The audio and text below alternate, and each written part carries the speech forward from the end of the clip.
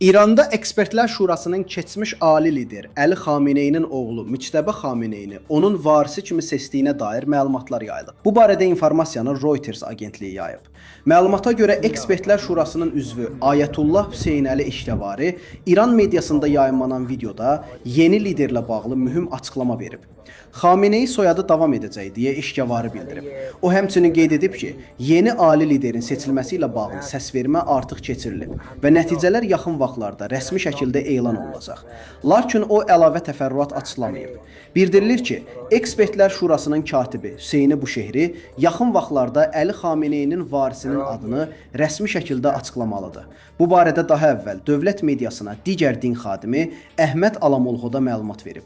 Donald Trump İranın yeni liderinin seçilməsi məsələsinə də münasibət bildirib. Vaşinqtonun bu prosesdə söz sahibi olmalı olduğunu iddia edir.